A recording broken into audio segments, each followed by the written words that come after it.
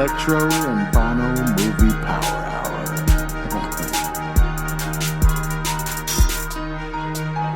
You know what? Where's Hawk at?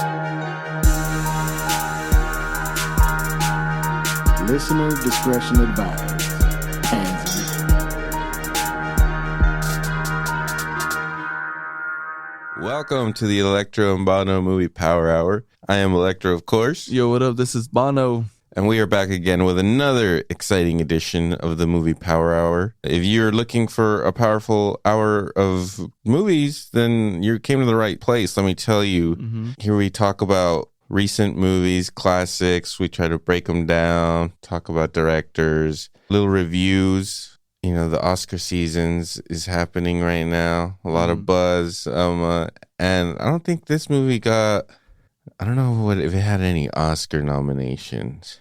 It's a great film. Of course, you're talking about The Iron Claw, right? The Iron Claw. Yeah. But I was going to say, it should have, you know? I think this movie was really goddamn good, and if it didn't get a lot of Oscar nominations, it deserved them, even if it wasn't going to win them. Right. This movie was fucking fantastic. I loved it. It was good, man. A really heartfelt movie, shot really well, and just brutal story. Yeah. Really brutal story. So this comes from Bono's wet dream of a fucking studio. Hell yeah. Agenda 24. You know, you hear that Mr. Effron is going to be in a movie about wrestling. You're kind of like, okay, dude. Like, I don't give a shit. What are you doing, Zach? But, you know, I think you and I we've been on the Zac train, right? Yeah, I've rode that train across. Well, since Neighbors, you know? Yeah, he's good in Neighbors. Did you do anything before that? I don't know. Should we pull it up? Let's pull it up. You're right, dude. Let's go through fucking Efron's But yeah, you see career. Efron's getting behind this, and then, you know, pictures start coming out, and my boy is ripped. Oh my God. Ripped to shreds. And you're like, what's he doing? Like, he was ripped in the Neighbors movies. Like, he's fucking ripped in those. Right. But this is other level. This is fucking, he's bulked up like crazy in this one. Yeah. Okay, he's done a lot. He's done a lot of stuff. Well, yeah, of course he has. Oh, damn, he was in Firefly. Firefly. Yeah, the Joss Whedon show. Nathan Fillion. Little space adventures. Okay. He was in an episode of ER. Okay. CSI Miami, of course. Yep. In 2005. Summerland? What's Summerland? Never heard of it, but he was in 16 episodes of that. NCIS. 2006. One episode, though. I wonder if he was like the raper or something, right? Whoa. And then this shit, it was always somebody raped or murdered someone. Maybe he's a victim. They got to catch him. You think Zach was a victim? Yeah, because then he does High School Musical right after. You're right. He might have been too young. Nah, he could have been a young little rapist. That's a look in it. Daniel Austin. Does that sound like a rapist to you? Straight up. Kind of does. Right? Yeah. Kind of does. Yeah, so High School Musical comes right after that. 2006. He was on an episode of The Sweet Life of Zack and Cody. Did you ever watch that? I didn't. Good. Did you? Is that No. Oh, okay. I was like, you didn't like it, or? I mean, he was in Hairspray, High School Musical 2. Me and Orson Welles. Who directed that movie? Somebody prominent directed Me and Orson Welles. Was it Linklater, maybe? Yeah, it was Richard Linklater. Okay. I mean, I think this got some acclaim. 6.7, I don't know. The Lorax. That's where we know him from. The Lorax. Did you ever watch The Lorax? No, dude. No. Why would I watch The Lorax? You're a Dr. Seuss fan? I mean, kinda, sure. Dude, Horton Hears a Who. The maybe. fucking Lorax, that was a hitter of a book back in the fucking kindergarten classroom. Okay. The Lorax taught you fucking lessons, my friend. Okay. Hard lessons. Well, now that I know Efron's behind it, I can probably... And Danny DeVito's the voice of the fucking of the little orange dude. I don't think he's the Lorax. He's not the Lorax? No. Don't you remember that fucking story? I don't think so, dude. Are you fucking kidding me? No, right now? no, I'm being honest. The Lorax. Oh my God. You go buy the Lorax for one of your children, like as soon as we leave here and read it to them. God damn it. Do they got the Cat in the Hat at least? The Grinch? You're not gonna buy them these no things? Seuss, no Dr. Seuss, bro. Wow. Not for a particular reason, just haven't done it. Dr. Seuss left his dying wife for a younger bitch. Wow. She was dying of cancer, and he was like, well, looks like you're not going to be around much longer, so I got myself the new model. Have fun dying, bye. Oh, my God. Yeah, we don't need that energy. But, he was a genius. The Cat in the Hat. He came up with the Cat in the Hat, buddy. And the Lorax. And the Lorax. The Grinch. Horn Hears a Who. That's a good one. Classics. Okay, sorry about that. Sorry about my Lorax rant. I just really like the Lorax. I mean, the movie was okay, but the fucking book, impacting book. Powerful stuff. The Lucky One in 2012, The Paperboy. Never seen these. Parkland, That Awkward Moment, 2014. Then he comes, Neighbors was really where. Yeah. Is that the only thing we like him in? I think so. Neighbors in 2014. Dirty Grandpa. I never watched. Yeah. I couldn't bring myself to do it. No. I fucking love Robert De Niro too much to put myself through. There's a Neighbors 3? Oh, it's a short. I was like, what the fuck? What am I seeing? Zombies Rising. What? Anyways, Neighbors 2 in 2016. Mike and Dave Need Wedding Dates. I saw that movie. Did you watch that one? With Adam from The Workaholics. Oh, no. It has Aubrey Plaza and I can't remember who the other one is. It's a whatever little sex comedy, I guess. Okay. So that's where he found his little niche, right? He's like, okay, people like me in these crude, funny movies. I think they pay some chicks to be their dates to a wedding or some shit. Oh, okay. Some whoops. Baywatch. Did you watch Baywatch? No, I didn't watch fucking Baywatch. I think I tried to, because the trailer looked kind of funny. The Rock can be funny. All the elements were there for that to have been a good movie. Spoofing on Baywatch, it was a stupid fucking show that was just revolved around us wanting to look at hot chicks run in slow motion. Right. Pamela Anderson was very important to me, to my development. Solely responsible. Carmen Electra, these are all Baywatchers. So, Baywatch means a lot to me. So I bought this in 4K. I didn't buy it. I think I watched it. I don't know if I illegally torrented. Wow. Really, possibly. Wow. Or it could have been a streaming thing. Back in the torrenting days when... You visit the old Bay of Pirates. Oh, right. It's a parrot. Yeah, it was a dud, but, it should have worked. Should have worked. After that, he's in The Disaster Artist briefly. Do you remember him in that movie? I think so. He's one of the actors. He's not a very big part. Right. But you're seeing the trend here, He's in these silly fucking dumb films. Right. After that, he's in The Greatest Showman in 2017. I've never seen that. Wait, how have you not seen that when the girls love that movie? I know, and I refuse. I mean, even in passing, you have to have seen it all. I've maybe walked by it, but I haven't watched it. I'm not going to watch my fucking guy, fucking Hugh. Wait, what's his name? Hugh Jackman? Hugh Jackman. my man. My man. Fucking sing and dance. I think he can. I'm sure he can, but I'm not trying to watch it. Right. And then he did the Ted Bundy movie. Oh, that's probably the most. Yeah, you watched it? Yeah, I watched it. Cool. Extremely wicked, shockingly evil, and vile. They could have picked a better title for that. Yeah, film. it's not. That's not good. That's a little too witty. It is that, yeah, but it's unnecessary. Yeah. Extremely wicked, shockingly evil, and vile. They could have just named it Vile. Right. Much better. Yeah. It would take that 6.7% on IMDb maybe to a 6.8. Yeah. It was good. He was good in it. It wasn't a bad movie. I wasn't like okay enough. It wasn't like great or anything, but I think you see his acting chops in it. Right. You could see like how charming he can be, how you can get lost in eyes like those. You know? Yeah. It's not hard. Nope. The Beach Bum, never watched that. Scoob. Yes. I didn't watch that piece of crap either. You didn't watch it? No, I tried. I think I gave up after like 5 minutes. I was like, this is God, that's not even enough garbage. time. Garbage. It gets good. Shut the fuck up. You like Scoob? Yeah. He's Fred in it, huh? Yeah. Maybe I'll give it a shot. Got all Efron in there. After that, let's see. Gold. I don't know what the fuck that is. Firestarter. You watched that?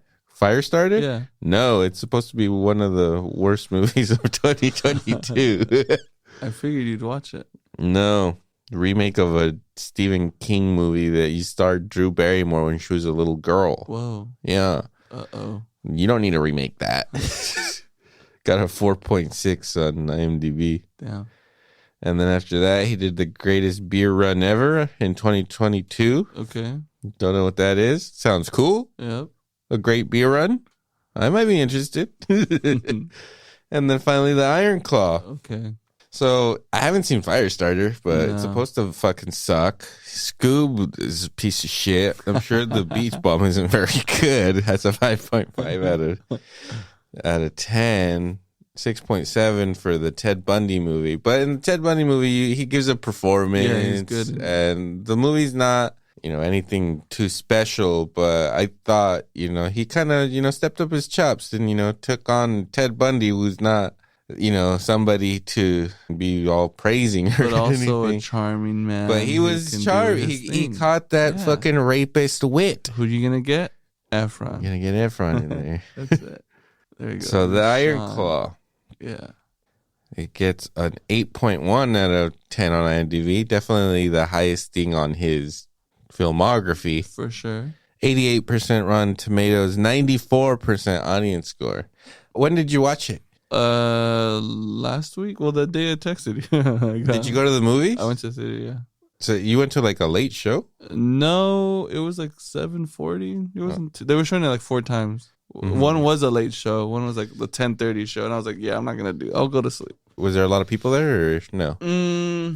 Maybe like a handful of couples, scattered throughout. Yeah, it was like maybe a good 10 people. Let's see here. It's made 33.5 million in its box office run. How much? What's the fucking? What is the word I'm trying to think? Budget? 15.9 million. Not super cheap, not super expensive, but 15.9 million is pretty good. You gotta pay Efron. You have to pay him. You got Efron in there. You got Jeremy Allen White. Mm-hmm. He plays Carrie Von Erich. Mm-hmm. Zac Effron plays Kevin, of course. And then you got Harris Dickinson playing David. Maura Tierney plays Doris, the mom. Mm-hmm. Audrey, of course. Bro, Liar, they Liar. paint her as like a fucking As a what? bitch, bro. She was a bitch? Yeah. We'll get into it. Holt McCallany as Fritz. This guy's a fucking OG, right? Like, he's just I think he's a great actor. Like, he's consistent. He's just been in shit forever. Right. For like 2 minutes or something. Yeah. I think the thing I probably recognize him from the most, or think about him in the most, is Fight Club. Mm-hmm. And what else is he in? Do you want to click on this Let's shit? do it. Fuck yeah, why Holt, not? we're coming in. Real despicable character. Oh, he's so hateable in this fucking man, movie. It's not even cool, dude. Like, it hurt, honestly. Oh, Mindhunter, of course. Mm. Damn, he's been in 90 things as an actor. Wrath of Man, huh? He was- Oh, that's right. All right. That's right. He's Bullet. Nightmare Alley? I don't even remember him in that movie. Whoa, that's a good movie, though. Yeah, Mindhunter. Fantastic, of course. Well, he was in Justice League. He's in the Joss Whedon version. He's like a burglar that Batman gets right in the beginning. You watched Sully. He's in that movie, right? I haven't seen Sully. Have you? No. I've actually been kind of wanting to watch it. I've heard it's really good. Did you ever watch Flight? No, I don't think so. The Denzel movie? Mm-mm. Fucking great movie. Yeah. It's like It's the drunken dude, right? He's fucked up all the time. And he, like, a plane was going down and he flies it drunk and, like, he makes it go upside down and saves everybody, but he was all fucked up during it. Wow. So then there's an investigation. Right. How are we going to do a whole thing? It's fucking great, dude. And it has one of the most awesome, terrifying airplane crashes in film, you know? Sully. What else? He was in The Perfect Guy. Bullet to the Head. Gangster Squad. All this other stuff that I'm not going to mention because he's been in so much shit. Yeah. Okay, we can go back now. It's all right. Just trying to see. Alpha Dog. CSI Miami. That's where they linked up. That's when him and Efron linked up, dude. He was a voice in the Fight Club video game. It's pretty cool. There was a video game? Oh, yeah. Oh, he's in Three Kings, my boy. I see now. I knew I liked him. That's what I was thinking. That's what I wanted. That's what we were looking for. I see. Holt. That's just a wholesome American name. Yeah. Holt. We got Stanley Simmons as Mike Van Erich over here. Mm-hmm. That about rounds him up. So this is the story of the Von Erichs. I don't know how into wrestling you were as a child. Not at all, I guess. Not really. Mainly just whatever you were into, to be honest with you. Even during the whole Steve Austin and Gen X shit, like, never really interested me. Well, my dad would make us, we didn't make us watch it, but we grew up watching wrestling at my house. So even like as a little kid, when I'd be at home, my dad would record. He had like all the WrestleManias recorded. WrestleMania fucking 5 or 4 or whatever, fucking Ultimate Warrior, Macho Man. He had all these things recorded. Right. So as a kid, I would watch those all the time. Like, he just had a bunch of wrestling tapes. He had Royal Rumbles, WrestleManias, all this shit. And so I grew up like fucking worshiping fucking the Hulks are all the little Hulkamaniacs out there. What's up, brother? Yeah. The Macho Man Randy Savage, you know, Jake the Snake Roberts. Who else was there? Sergeant Slaughter, of course. Ted DiBiase, you know. There was all the Undertaker back in the day. He was in the mix way back fucking then. And my favorite wrestler was fucking, of course, Bret the fucking Hitman Hart. Yeah. No fucking question. The most honorable fucking man. And that's when I started thinking about when I was watching this movie. Wrestling to a little kid, like, obviously you didn't get this, but my dad put that shit in me when I was little. Right. And it was very targeted towards children. It would come out like Saturday mornings and shit. Right. So it's like I would wake up on Saturday mornings and go jump in my dad's bed and just watch fucking wrestling with him. Like, right. It's probably the fucking happiest times I've ever had with my father. Right. It's fucking watching wrestling with him as a fucking child. Dude, you should get him like a WrestleMania shirt jacket. Like one of those jackets, huh? That'd be cool. No, why not? Yeah, maybe. Yeah. An old school like WWF shirt, not WWE. Okay. I wonder if you could find something I'm sure you like can. that. Someone's got something. Yeah.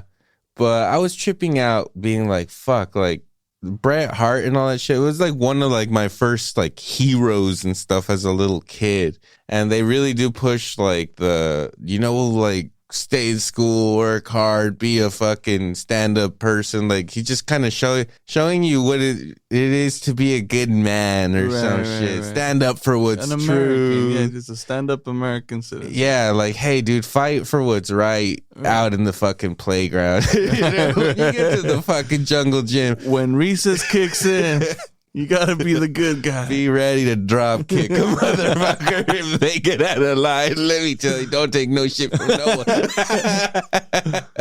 And I very much followed the ways of Bret Hart and his teachings when I was out in that playground, you know?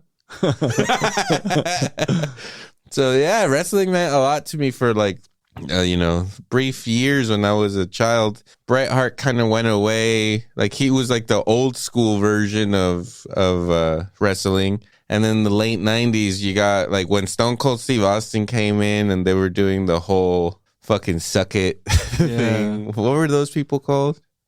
What was it called? I can't remember. But Shawn Michaels and Triple H were telling everyone and their moms to suck their dicks. X-Pac. So when like all that kind of started happening was when Bret Hart was on his way out, leaves to WCW. We were a WWF family. I'm not going to jump over to WCW. What am I, a fucking loon? Right. I'm not a traitor like that. And so, I kind of stopped watching wrestling after that. You take Bret Hart from me. That's it. I'm not following the sport. This is no sport. You fuck over Bret Hart. Right. And so anyways, and then, growing up watching that shit, I had a sense of like a wrestling family because Bret Hart also came from a wrestling family with his brother. He had brothers and all that shit that were in it too. His dad, legend in the sport, much like this family, the Von Erichs. Right. And yeah, I guess, back in the fucking day, they were like hot fucking shit. They had like their own little promotion and stuff and just bodied up. Fucking Zac Effron is fucking bodied up. No shoes, just fucking goes out there in his underwear and just shows everybody, how to be a man. He's like the physical specimen, but he's not a showman in the movie, right? They show him trying to cut a promo, talking shit, which is an important thing of wrestling, being able to sell like, you know what? And I'm real tired. I heard you've been talking shit, and it's time for the claw. Right. He wasn't like witty enough. Didn't have the charisma, like the showmanship. He was just a fucking athlete. Yeah. For his frame and stuff, he's like being super agile and shit, and like flipping people with his legs and stuff. It's pretty damn good. It is cool. For somebody with that fucking physique, you don't think they can move like that, like a bit of a panther around. Quick on the ground. But yeah, so they all come from this wrestling family with their dad. He's kind of like the one dictating their careers, really. Yeah, he's like in control because, like you mentioned, they have their own promotion. You can kind of control, see where they're going. And what's trippy too?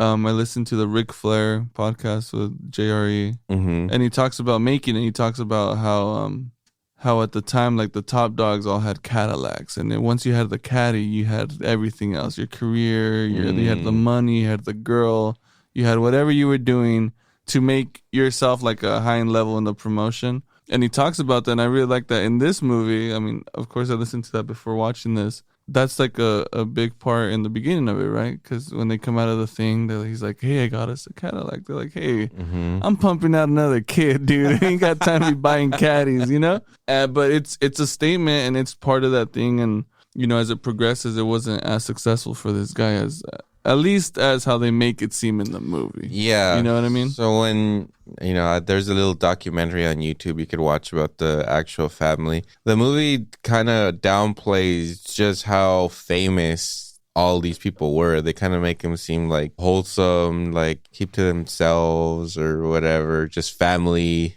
first, goddamn. Yeah. It's all brotherhood here. We're on the farm. Yeah. Don't leave the farm. Yeah. We wrestle. We wrestle and then we're on the farm. That's it. Yep. It's America, baby.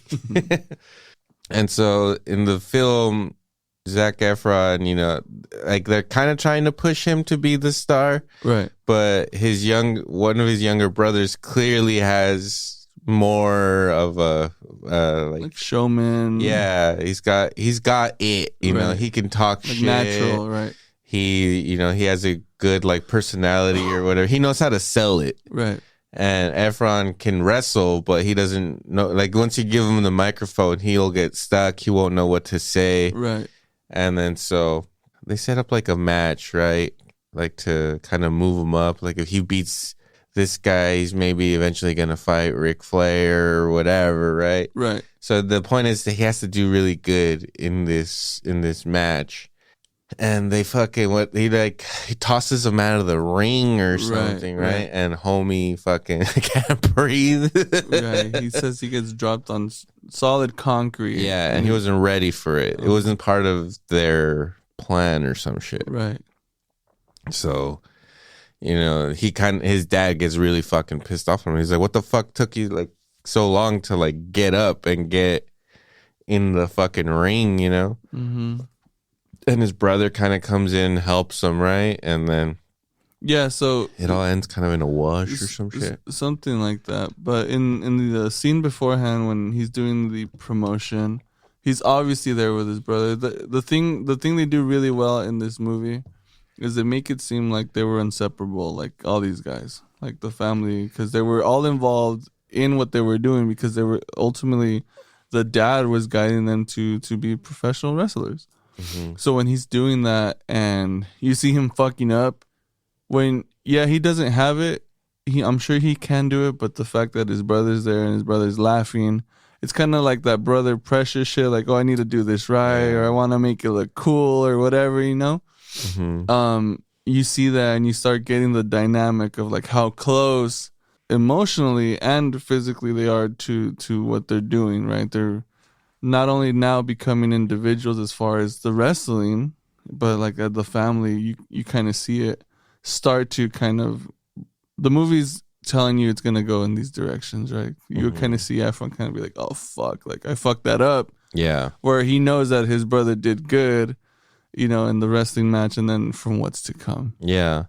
He fucks up, but like really kind of no fault of his own that, he got fucking dropped when he wasn't ready. Mm-hmm. I think he threw him out of the ring or something, right? And he was like, we didn't plan on doing that. Like knocked the wind out of him. Yeah. I think he slammed him after he threw him out.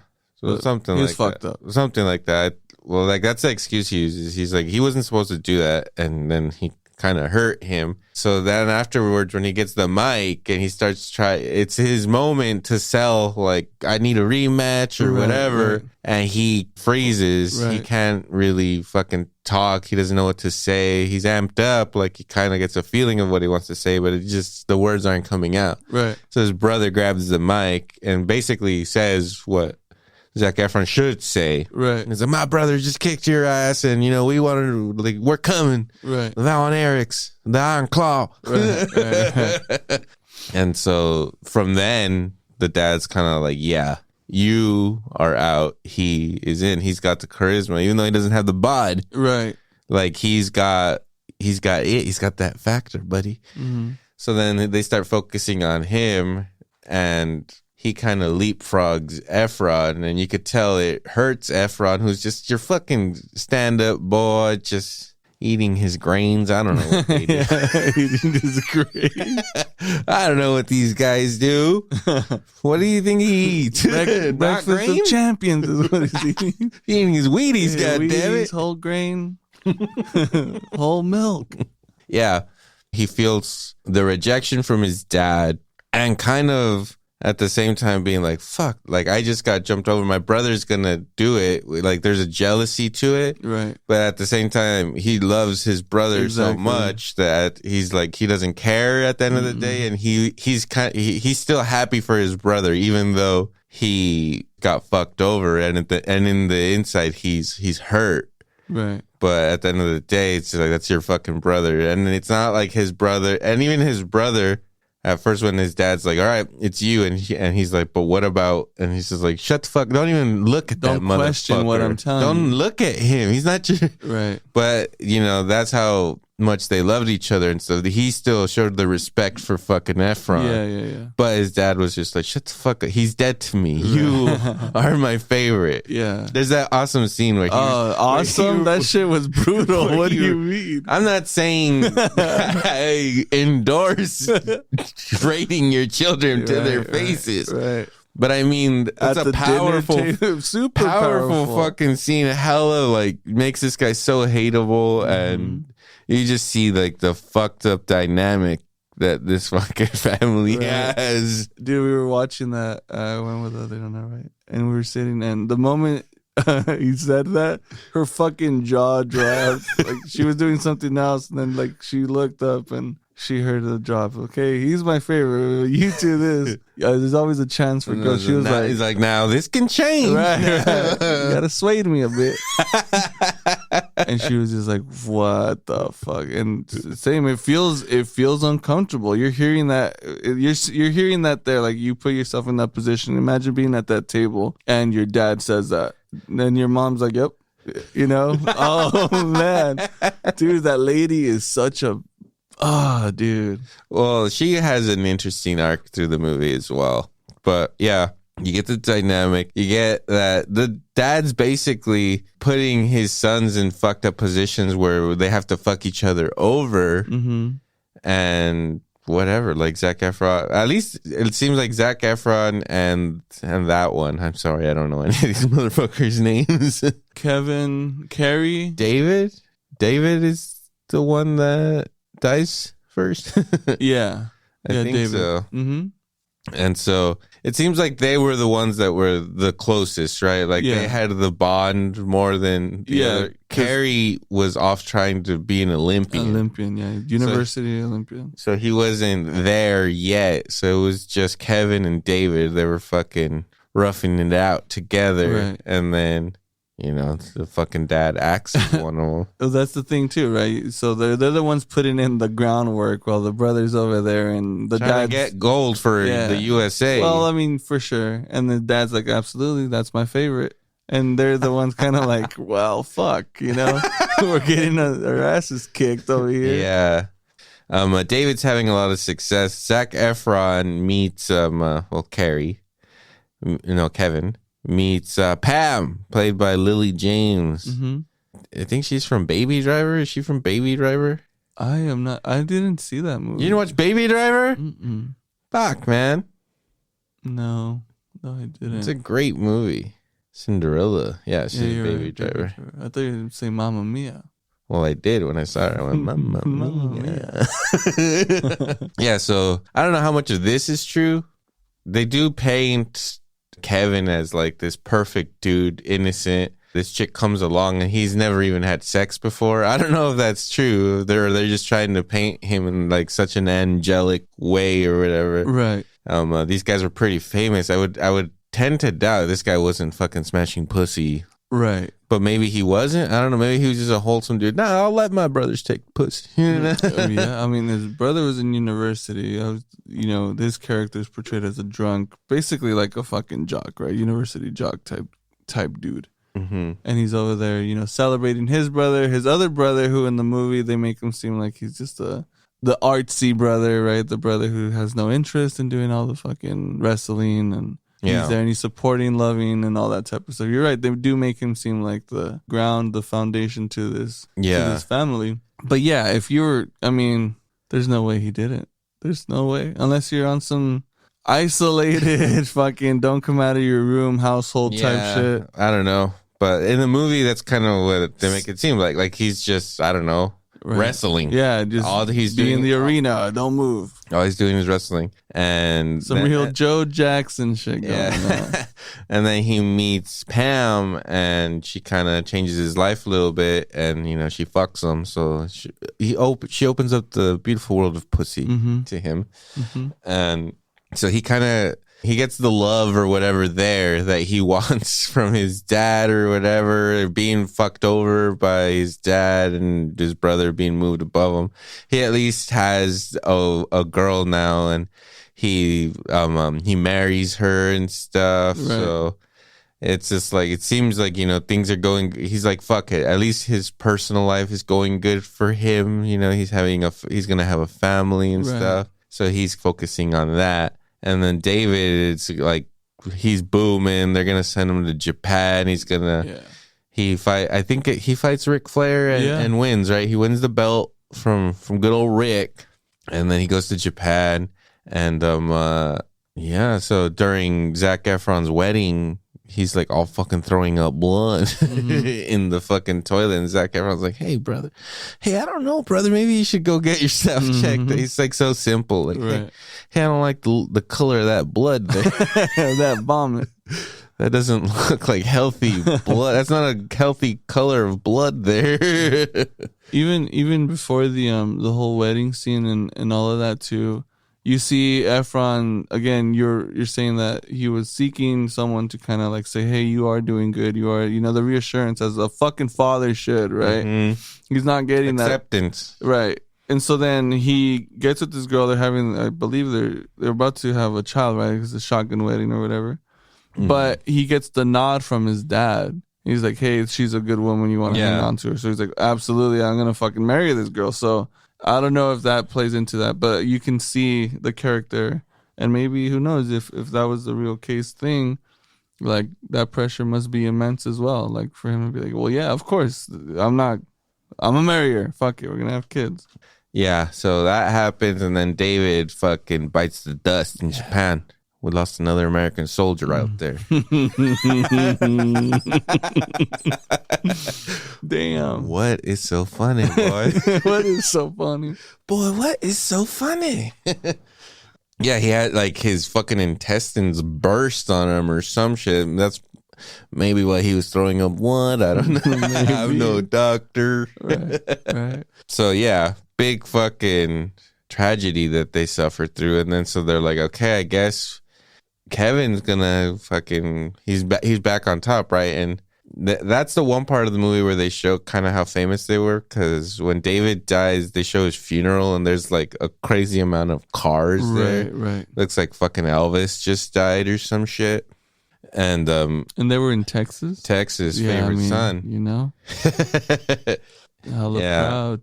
And so at this point, I think Carrie is back, right? So there is conflict. I don't remember what years. I don't remember, but some shit happened. There's conflict with another country. Can't remember. We're very ignorant. Yeah, here. The Summer Olympics are happening there. And basically the president, or I don't know who, says that the United States will not be participating in the Olympics. Right. So basically, Carrie's dream is taken from him, like just like that, and he's forced to go back home. And the dad's like, "Well, fucking, we're gonna get you wrestling." I'm curious if they stopped it and then did it the year after, or waited a whole nother cycle. I don't know how these cycles work. I don't like every 4 years or 2 years or some shit like that. I don't know. Every year. Yeah, I guess. I don't know. I do not know. For him, I mean, okay, so yeah, you are that, and then you just say, fuck it, well, I have a wrestling family. Yeah, I guess he's going to join the family business. Right, exactly. So when this is all happening, and then the dad's kind of like, all right, Kevin, I guess it's time for you to step up and fight for that fucking world title. And then Carrie's just like, wait, fuck that. Like, I want to fucking do it. Right. And shit. And then the dad's like, really? Like, all right, I'll fucking trust anybody before fucking Efron. Right. Yeah, you are my favorite son, so yeah, go ahead. So he's like, all right, cool. So now he jumps over fucking Kevin. He wins the belt, and they also show this speech where the dad is talking to Efron, and he's just like, my dream was always to bring that belt home. I never got to achieve it, but I think you're going to be the one to do it. And then when he fails, he's just like, whatever. This other guy's going to be the one to do it. He just moves on. He just like wants that belt so bad. Yeah. So when Carrie gets it, and he's that scene where he's just sitting in the kitchen, he's like, I can't believe we finally brought the belt home or whatever. Right. And you can see like, the resentment. And Kevin, he is kind of like, dude, like everyone's just fucking me over, Right. But again, he's still whatever, loves his brother. At the end of the day, he's not gonna say anything, He's never like, hey, this isn't fair. He just fucking takes the licks. Right. He just fucking takes it. He just goes to the bench like, fuck. Yeah. Which is like kind of the sad thing about like fucking, he never stands up for himself like once in this movie. Right. I don't think, you know? He's just kind of a shell of a man that just kind of goes through the fucking motion and just shit. At the end there, and I mean, who knows how much of that is real? I don't think that whole end, spoilers, that they all die except for for Zac Effron. If you didn't know already. But at the end when Carrie fucking blows his heart out, that part's fabricated. Okay. Zac Efron did not find him. Okay. His dad found him, and Zac Efron didn't beat the shit out of his dad afterwards. Okay. If anything, he might have. I think he just like told him off or something, but he didn't almost kill him, which is very. At that point in the movie, kind of cathartic. And, I didn't know anything about the movie. I was like, oh, fuck, does this end with this motherfucker killing him? Because that would be very fucked. Right. Yeah, anyway, Carrie fucking brings the fucking gold home and then decides to pound some beers and ride a fucking motorcycle. Right. And immediately he's going to fuck it up. Something's going to happen. Yeah. And so I guess he gets into an accident and loses one of his feet. Right. And then, at this point, fucking now Kevin has no choice. Now he has to be the one. And now his dad has no choice but to make Kevin the one. And then their youngest brother is going to join the effort too, who is not an athlete. Nope. I actually, one of the best scenes where they actually show them all just being like brothers is when they go to a gig. The youngest brother, he's a fucking artist. He's a musician. Uh-huh. And he has a band and stuff, but like the dad's just super against that, right? Or is it the mom? And then he's just like, your mom said no, so shut the fuck up. Yeah. She's just like, nope, you're not gonna go. I mean, the mom doesn't give him permission, but the dad explains to him like, hey, you're not going to make money off of that. You know why I'm a wrestler? Because that's what made money and all that type of shit. You know what I mean? Right. Aside from your mom saying, no, you're not going to do this. Yeah, but then you see them all sneak out and they go to like a house party where he's playing. And that's like where you see that younger brother like at his element or his happiest. He's playing these songs. I don't know if he wrote them or not, but... he's having this moment and all his brothers are there, like supporting, having fun. It's like, a great scene where they show how close they all are and support each other, you know, even if their parents don't support them, like they are always supporting each other. And how they are, right? So Efron in that particular scene, I believe he's with the chick. He's out there losing his virginity in the truck. Yeah. Beforehand, they're inside of this party. And he's like, oh, look at my beautiful family, right? So he looks over to his brother. He's doing a keg stand, push-ups on a keg stand, right? Vertical push-ups, yeah. And he's like, yeah, he can definitely put him back, kind of foreshadowing to what's going to happen and kind of explaining the character in depth a little bit more. Yeah. So it gives you that element, but, they still love each other. They're still going to ride through it and do it, but. So at that point, the youngest, he gets involved because that's like the only other brother left. The other one's missing a foot. Mm-hmm.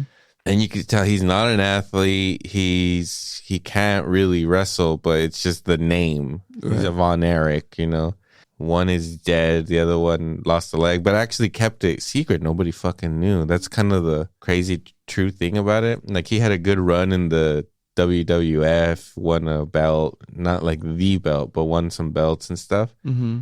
And no one knew that he only had one foot. That's crazy. Like he kept it a secret from everybody.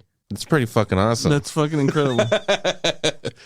And the journey he goes through the movie too, of when you see him struggling to try to be able to wrestle with one, like when he first puts that thing on and tries to go for a run, when he immediately is like, oh fuck, this is not gonna be easy. Like he's like in a lot of pain and shit. So, his fucking journey to fucking come back up is a long one.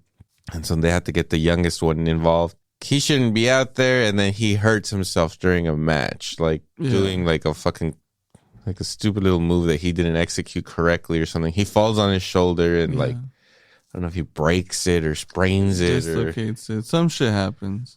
Anyways, he has to go to surgery for it, and then just freak accident, whatever, he gets like a crazy fever of I don't know how much and goes into a coma for a couple of days or something. And when he comes back, he's not the same anymore, like mentally. Like I think he like didn't have oxygen going in his brain for like I don't know how many minutes or some shit, Right. A temperature of like 107, which you're fucking frying. Yeah.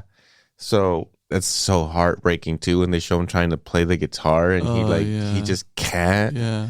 It's so fucking sad. It hurts, dude. It hurts. And you know, part two, the character here, the fucking mom from the beginning, right? So they've been giving you these little bits of Effron's character and how he's the caring person and all this stuff. You know, you see this guy who has to step up after his brother died and the other one's fucked up to do something that he doesn't like to do, right? And then Effron from the beginning, he goes up to his mom and he's like, hey, you need to talk to my dad because he's being really rough with, you know, my brother. He's like, he's not physically capable. They show the scene where they're lifting the steel gate or whatever and he can't lift it and the dad's pissed off because Effron and the homeboy over there putting shit on trucks, you know? So the concern goes a little bit deeper, but the way the mom handles that, or at least is portrayed to handle that, is probably one of the most upsetting things of the fucking movie because it's like, if this woman would have somewhat challenged or even questioned understanding the times, understanding all that type of shit, it's really fucked up. Even down to the end where the conversation he has after the surgery with his mom and just with Effron of being like, this is it. Like this, I'm not going to continue with this shit. It's fucking heartbreaking. And that's what made me hate that fucking character. That lady is like, bro, she's as responsible for all of this. Like you can't, there's no way. It's fucked up to think about. Yeah, for sure. So anyway, Mike can't take it anymore eventually. And he just takes a bunch of fucking pills, fucking drinks a lot, and then he just goes and lays in a sleeping bag, like out in the field, and just dies there. Leaves a nice suicide. He leaves a note saying like, I'm going to a better place or something. Right. Another brother down. So after that, Carrie, I think he's kind of already like back in the scene a little bit, and Kevin, what's going on with Kevin?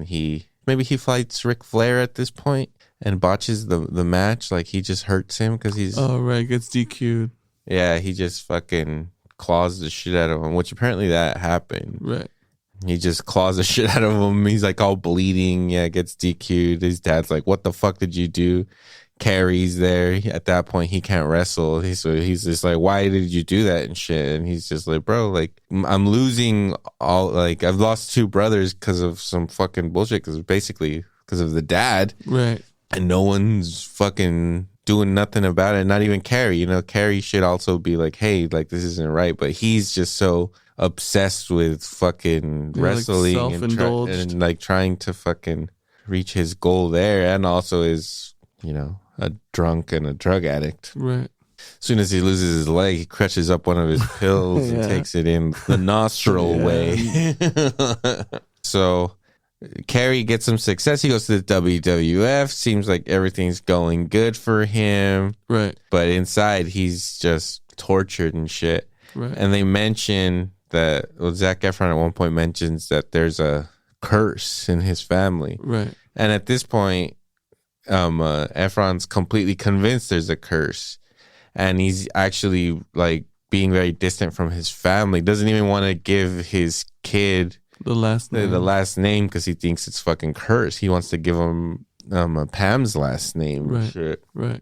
And at this point, the idea of this curse is very strong in Carrie, who eventually is just like, yep, it's getting me too, man. Like it's catching up to me, man. Like this fucking curse. Which is whatever. These kids were fucking, or these dudes were like just addicts and were raised by a fucking asshole that just broke their souls and shit. And, you know, they all did fucked up things. Right. The entire time, all of these internal battles that they're having, right? You see Effron go through his shit. You see Carrie go through his shit.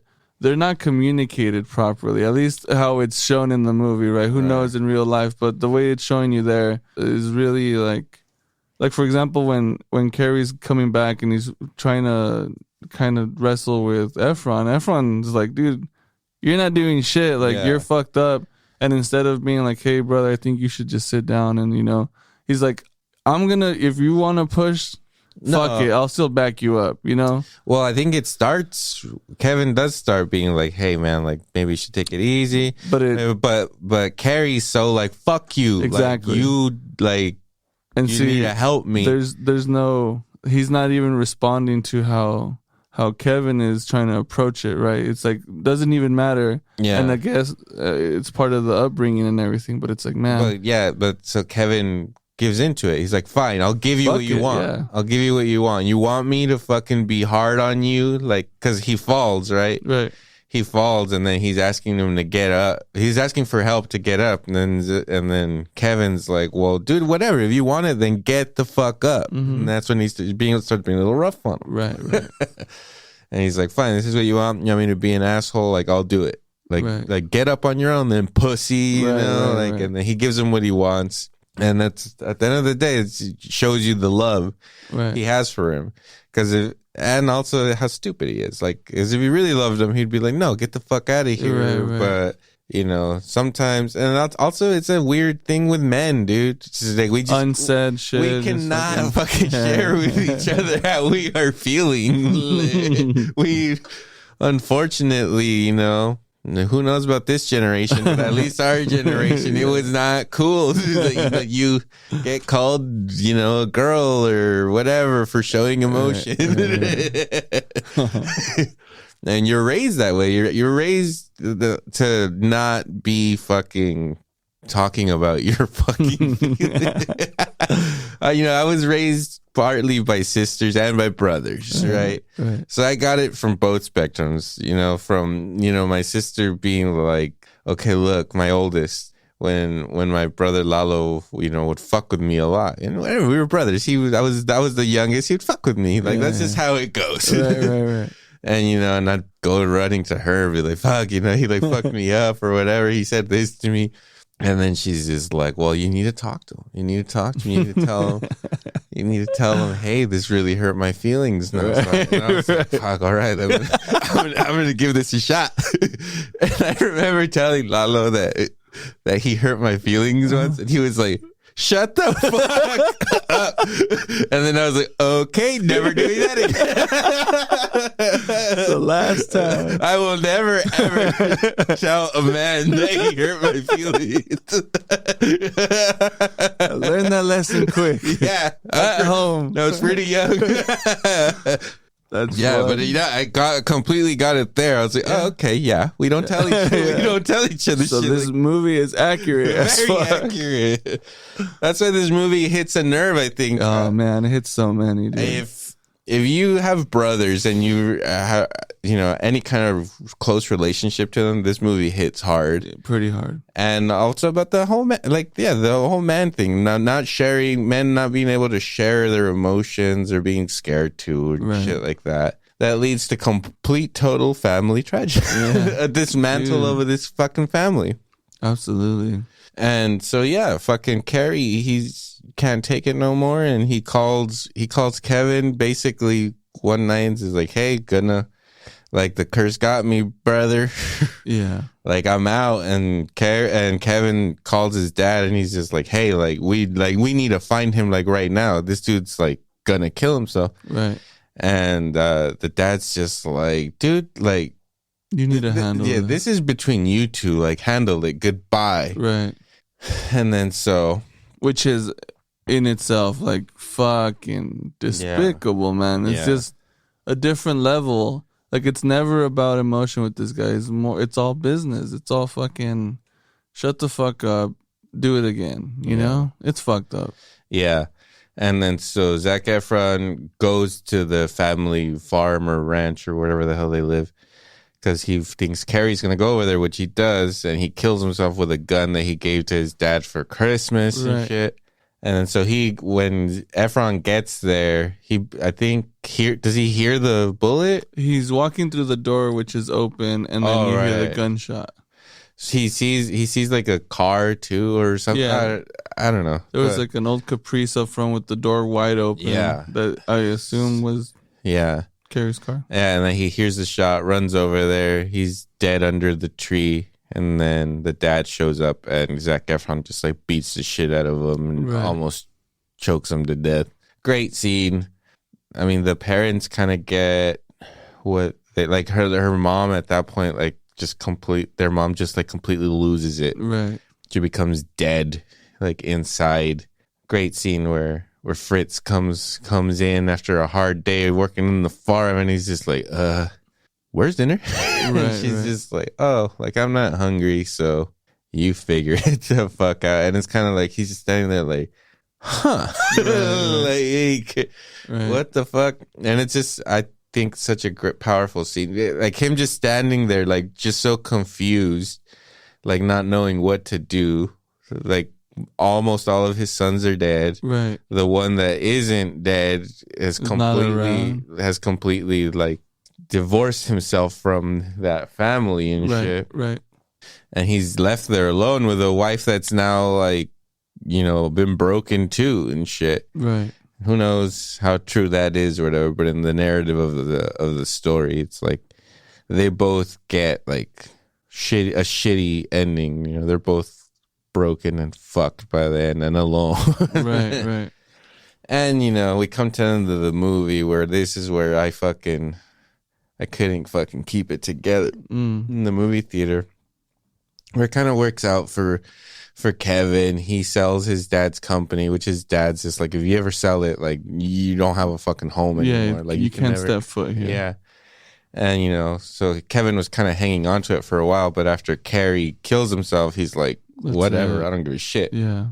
He goes off and has like this happy life with his wife and his kids. And, you know, at first he was kind of fucking it up, thinking about this family curse and like distance himself from them and like, you know, doesn't want to be anywhere near them, can't be a father to them. He's going through his own shit. But at the end, he kind of comes out of it, and now he's got like these two beautiful kids that are like all playing together. Right. And it's just such a heartbreaking scene where he's just like watching them play. Dude. And you know, he starts crying, and the little kids come up to him and they're like, why are you crying and stuff? And oh my God, Dude. It just broke my heart. Fuck, man. When he's just like, I'm just thinking about how I used to be a brother and I'm not a brother anymore. And dude, when he said that, dude, I was like, oh my God. Yeah. Like, even thinking about it right now is getting me a little emotional. But it hit so hard when he said that. And then his little kids are like, we'll be your brothers. Dude, Dad. that was the part. Like, I was like, oh my God. And then like, it takes his children to show him like, hey, it's okay to show emotions and to cry. They're like, we cry. Like, don't be sad. Like, it's okay to cry, and we're here for you. And it's so beautiful. The thing about that too is like, okay, now with kids, it's a whole different perspective, right? And then so if you look at parents, right? So they were brought up a certain way, and then they tell themselves, hey, I need to work this hard in order to provide so that they don't have to grow up that way. And it's eternal, right? Mm-hmm. And you see that where he's telling them, like, well, you know, men don't cry. Like, we're not supposed to cry. Yeah. Still holding on to how he was raised and how strong that was in him. Mm-hmm. You can see that it's been carrying and has carried over till that moment. And until the kids say, like, hey, what are you talking about? It's okay. We cry all the fucking time. We're boys. What are you talking about? And he kind of, I feel like that was like the moment that he snaps away from like the whole family curse type thing. Because, okay, if you're isolating yourself and getting away from your family, not your blood family, but the family that you're starting, of course, you're dealing with fucking trauma, bro. Like, these deaths happen, four of these deaths, three of these deaths happen within 3 years. Bro, there's no fucking way. Yeah, you're broken as fuck. You're fucking up the relationship. This girl's telling you like, hey, I need you. Yet she understands that you're dealing with some pretty traumatic shit. Yeah. And knowing and seeing, right? Because she was there a part of them blowing up. Mm-hmm. Like, man, at the same time, it's like, well, you know, it doesn't put a bad light on her.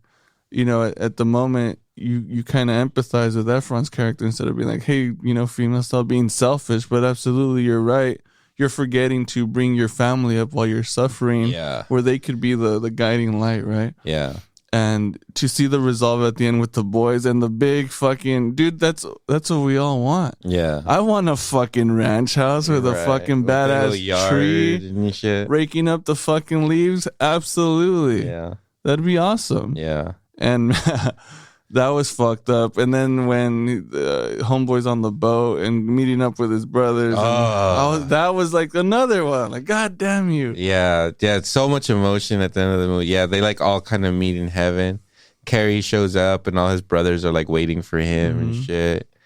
And then it's also like beautiful because he meets his oldest brother technically, but he was like 4 or something. And he's like, oh, like, you're my big brother. And he gives him a hug and he carries him. And I was like, what the fuck? Like, why is this so goddamn beautiful? But, like, I couldn't hold, because that happens, like, right there, right? Yeah. So, like, I was like, so I'm fighting these tears, brother. I'm fighting these tears like all the little Hulkamaniacs, right? I'm sitting there with my girl and I'm fighting them. I'm fighting them hard, right? I'm like, fuck, don't cry. Like, please don't cry. I haven't cried in a movie theater in I don't know how long, and cried from a movie in so long, like really, like I fight it all the time. You know, there's a couple movies that get me close, but I have not cried in a movie in probably 10 years or more. I cry all the time now, dude. And like, I'm over here trying my hardest, like, keep it together. When he says the whole brother thing, one tear gets away from me, one, right? I'm like, like trying to suck it back in somehow, right? And I'm just like looking at my girl and she's looking at the screen. So I'm like, okay, she hasn't noticed. Good. Like, maybe I'll get a chance right now to wipe this motherfucker and we'll call it a day. Yeah. And I do. I wipe it, and then another tear just rolls down. And I'm like, shit, like, there's a lot of water in there.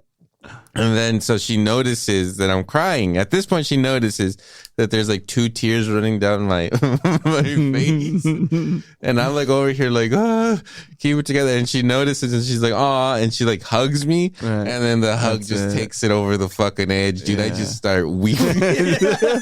Fucking leaking. I just start weeping. I'm just like sitting there crying. And I'm like, God damn it.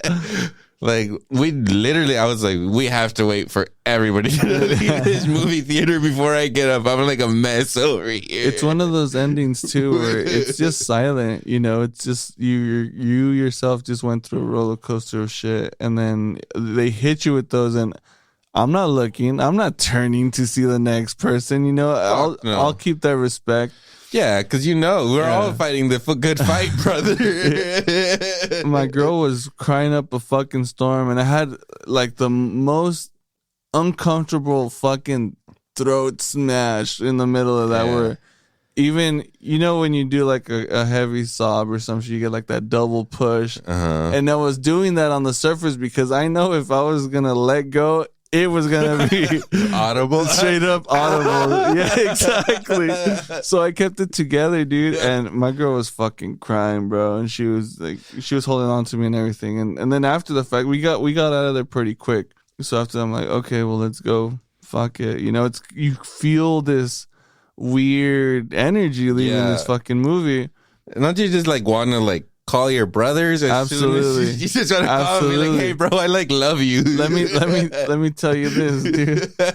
I go to the fucking restroom and have one of the most confusing pisses I've ever had in my life, the dude. Strangest release I've ever Dude, I go to take a piss, right? And I'm walking up farthest stall, right? I'm like, let me go over here. It was in case I start crying, dude. Again. Absolutely, I started crying, bro. Really? Yeah. Not while I was pissing, but like you're just leaking everywhere. As I was leaving the urinal, it was just like, oh fuck! Yeah, like, such a gut it punch. came out, and I was like, okay, for sure. And then I waited till I got home, and I was like, I'm gonna text this motherfucker right now. And I fought everything to text Uli or to go into fucking Uli and Lex's room. And I told him the next day, I'm like, hey, I don't think you guys understand. Like, this is some real shit here. Yeah. Dude. No, for sure, dude. No, trust. And like you texted me that. I was literally in the bathroom when you texted me that, and I was all like, "Pano, don't do this, dog." Not now.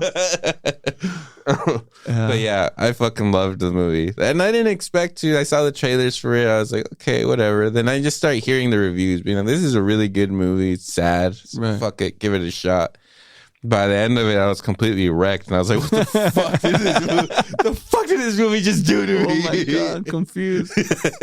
So fantastic! One of my favorite movies this year for sure. Yeah, Give this. I don't know. I'd give this shit like a solid 8.5. I was literally something. on that number, bro. 8.5 for me. Yeah, it's fucking fantastic. When we do our end of the year review, we'll see. Maybe might go higher. I don't know. We're gonna see.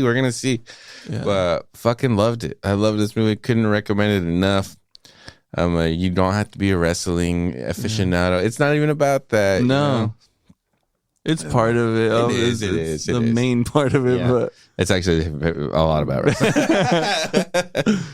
But yeah, I loved it. Yeah. Fucking fantastic. Full recommendations. Mhm.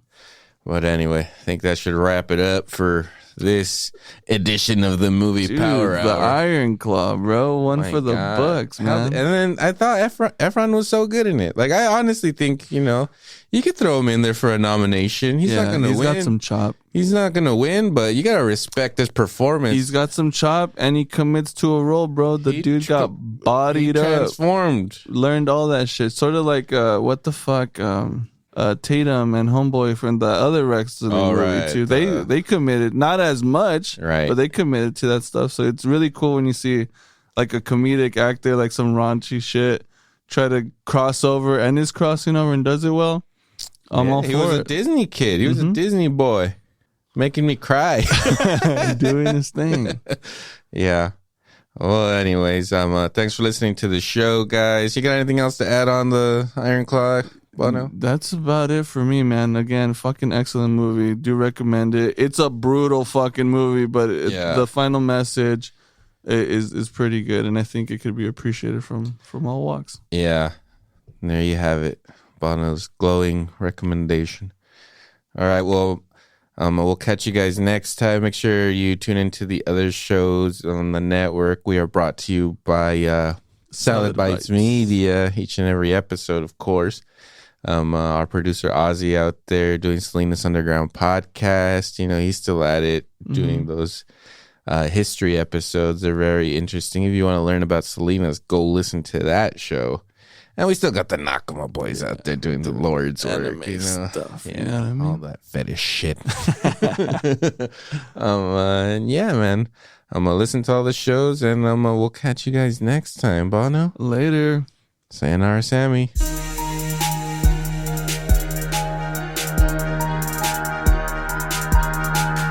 The Electro and Bono Movie Power